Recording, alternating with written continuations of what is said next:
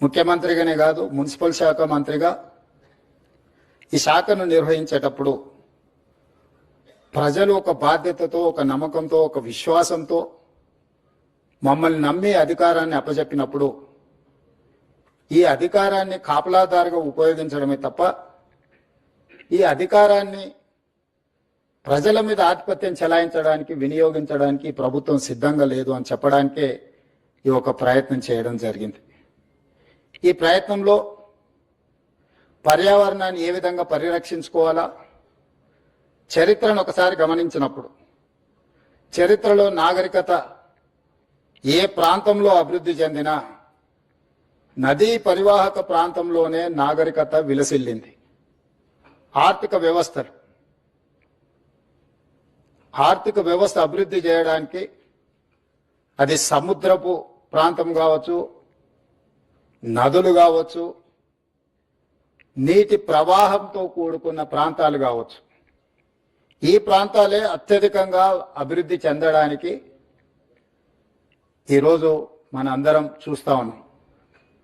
I have visited Thames River, I have visited Hudson River in New York, I have visited Thames River in London, I have visited Seoul, I have visited Singapore, I have visited Dubai, I have visited many places, including Ahmedabad, Sabarmati riverfront.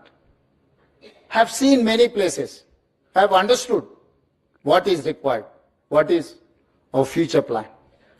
వీటన్నిటిని దృష్టిలో పెట్టుకుని మన రాష్ట్రము, మన దేశంలోనే కాకుండా ఇతర దేశాలలో అభివృద్ధి చెందిన దేశాలు, ఆర్థికంగా నిలబడ్డ దేశాలన్నిటిని కూడా గమనించి ఇతర రాష్ట్రాలు, ఇతర దేశాలు అభివృద్ధి పదం వైపు వేగంగా ప్రయాణం చేస్తుంటే ఇంకా మనం అభివృద్ధి నిరోధకులుగా మారి ఒక బృహత్ కార్యాచరణను తీసుకొని ముందు వెళ్లకుండా ఉంటే భవిష్యత్ తరాలు మనల్ని క్షమించవని ఆలోచన చేసి ఒక ప్రయత్నం చేద్దాము. ఈ మూసీ రివర్ డెవలప్మెంట్ ప్రోగ్రామ్ ని మనం తీసుకోవాలని, ఈ ప్రోగ్రామ్ ని ఒక బాధ్యతాయుతంగా నిర్వహించాలనే ప్రయత్నం చేస్తానే ఉన్నాం.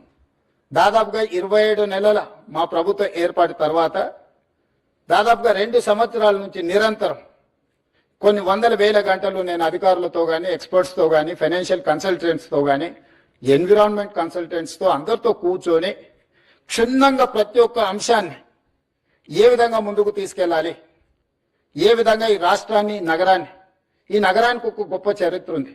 కులీ కుతుబ్ షాయిలు, నిజాం సర్కారులు హైదరాబాద్ నగరాన్ని నిర్మిస్తే, నిజాం అండ్ బ్రిటిషర్ సికింద్రాబాద్ నగరాన్ని నిర్మిస్తే, గత పాలకులు చంద్రబాబు నాయుడు గారు, రాజశేఖర రెడ్డి గారు హయాంలో సైబరాబాద్ నగరాన్ని నిర్మిస్తే ఈ రోజు outer ring road inside core urban region దాదాపుగా 2100 స్క్వేర్ కిలోమీటర్స్ 1,34,00,000 జనాభా ఈ రోజు నివసిస్తున్నారు.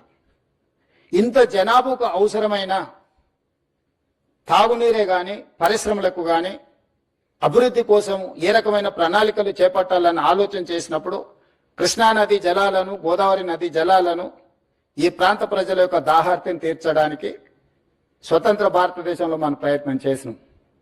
కానీ ఒక గొప్ప విషయం ఈరోజు గమనించాల్సిన అవసరం ఉంది.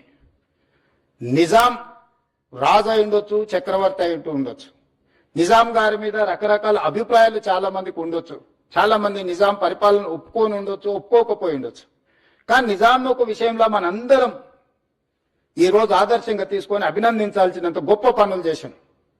1908లో ఉప్పెన వచ్చి ఈ నగరాన్ని కమ్మేసినప్పుడు 10 నుంచి 15,000 మంది ప్రాణాలు పోయినప్పుడు ఈసా నది, మూసా నది ఈ నగరంని కప్పేసి ఉప్పెనగా మారి వేలాది మంది ప్రాణాలను బలిగొన్నప్పుడు నిజాం ప్రభువులు చెల్లించిపోయి ఈ నగరంలో ప్రజలకు ఈ ప్రమాదం ఉండకూడదు, ఏమి చెయ్యాలని ఆలోచన చేసి 1908 వచ్చిన ఫ్లడ్స్ లో ప్రపంచంలోనే ఎక్స్పర్ట్స్ కోసం టెండర్ పిలిచి మోక్షగుండం విశ్వేశ్వరయ్యను ఒక గొప్ప ఇంజనీర్ని ఈ వరదల్ని నియంత్రించడానికి, ఈ ఉపద్రవం నుంచి తన నగరాన్ని, తన ప్రజల్ని కాపాడుకోవడానికి ప్రణాళిక సిద్ధం చేసి